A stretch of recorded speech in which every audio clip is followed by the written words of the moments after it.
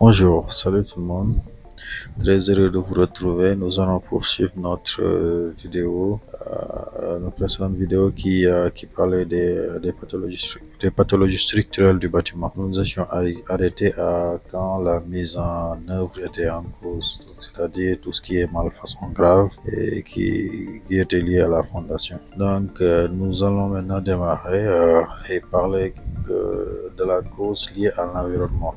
Donc, quand c'est l'environnement qui est mis en cause, l'environnement initial peut être soit un milieu urbain ou rural, mais on a un sol agressif, donc c'est-à-dire naturel lié aux activités environnantes. Donc, ça veut dire que si le sol naturel a été pollué, disons que on avait un terrain vague qui était là, avec un bon sol, et puis le terrain est très progressivement transformé en décharge. Donc tout ce qui est comme produit nocif va s'infiltrer, donc il va dégrader la nature du sol. Donc toujours dans l'environnement initial, nous avons aussi le climat. Ça veut dire que le climat peut agir sur l'état du sol. Donc on a le cas des gels et des dégels, soit de saturation ou de l'évaporation. Donc cas de très forte pluie, le sol a un fort taux de perméabilité, donc le sol sera naturellement saturé. Et donc après la saturation vient la saison qui est un peu sèche. Nous allons forcément avoir une évaporation, et donc tous ces éléments liés au climat vont entraîner une dégradation du sol. Donc toujours quand c'est l'environnement qui est mis en cause, nous avons donc nous passons de l'état de l'environnement initial à son évolution. Donc quand on parle d'évolution, ça veut dire que ce sol a eu une évolution particulière. Disons comme par exemple des travaux qui sont passés dessus, le passage d'engins lourds, vibrants. Donc c'est quand on construit une route, disons quand on construit une route près de son terrain. Donc il faudra s'imaginer que le sol de son terrain a eu une évolution. Donc si par exemple il y a eu des explosions ou des battages de pieds ou tout ça, donc ça va forcément engendrer des transformations sur le sol. Donc aussi on a les travaux en sous-sol, donc naturellement, comme on l'avait vu précédemment avec les fontis, quand il y a les galeries qui sont creusées, tout ça va entraîner la capacité croissante du sol va forcément varier. Aussi, les constructions voisines peuvent entraîner une transformation de la capacité portante du sol. Nous l'avions vu disons, même, sur l'exemple précédent avec deux bâtiments, l'un au rez-de-chaussée et l'autre de grande envergure. Donc ça peut entraîner forcément des dégâts sur le bâtiment voisin. Tous ces éléments doivent être pris en compte. Allez faire un saut dans notre site web www.emtbuilding.com, ou bien le lien est dans la description. Là, vous allez visiter notre boutique et choisir une de nos formations qui sont actuellement en promo.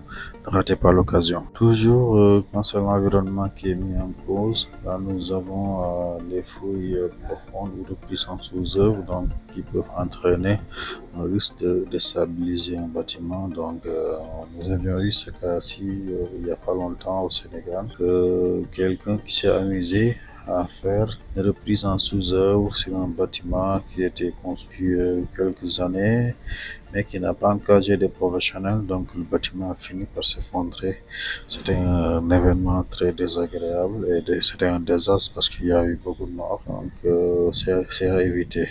Donc aussi quand des contraintes supplémentaires, c'est-à-dire les constructions voisines, comme dans cette image, sont dues, sont la cause, quand les contraintes sont la cause, donc on peut avoir des tassements des fondations adjacentes. Donc c'est-à-dire que disons que le bâtiment 1 avec les pieux est construit depuis bien longtemps, et puis il y a bien entendu un champ de lecture, comme c'est des bâtiments qui sont distincts, et puis un nouveau bâtiment vient d'être construit à côté avec un radier général, disons. Donc le radier va se tasser d'une manière uniforme, mais ce tassement va entraîner une poussée sur les pieux du bâtiment qui a été construit. Donc, il y aura forcément un flambement de ces pieux. Donc, tout ça peut entraîner des pathologies structurelles du bâtiment.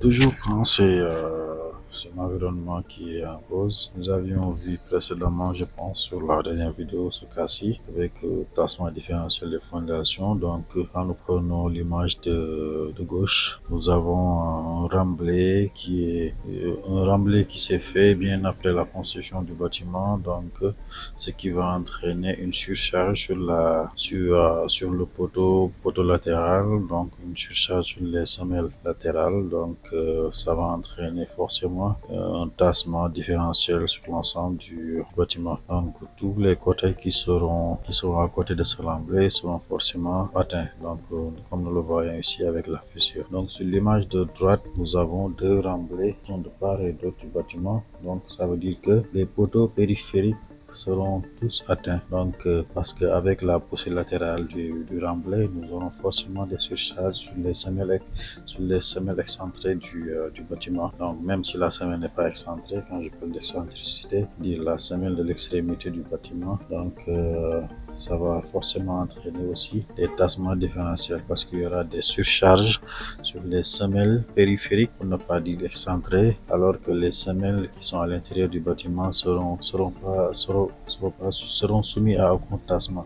Donc, ce cas-ci, c'est quand on est sur un sol qui est vraiment très compressible. Et l'autre cas aussi, on est aussi dans un sol qui est aussi très compressible. Quand on est dans un sol qui est dur, bon, si le poteau peut encaisser les surcharges, donc souvent on n'a pas trop de problème. Toujours dans le même siège, quand c'est l'environnement qui est mis en cause. Dans ce cas-ci, nous avons des pieux qui traversent un sol mou et vont se loger sur un sol qui est très résistant. Donc, avec les pieux, donc le travail en pointe est pris beaucoup en considération. Donc, là, nous avons sur le côté un remblai récent qui vient entraîner une surcharge sur le sol rapporté. Donc, ça va forcément entraîner des déplacements de sol qui sont sur le sol mou. Donc, tous les pieds qui seront sur la périphérie de ce bâtiment, comme dans l'autre exemple précédent, vont être déformés parce que il y a les forces horizontales, la poussée des terres qui va entraîner une déformation.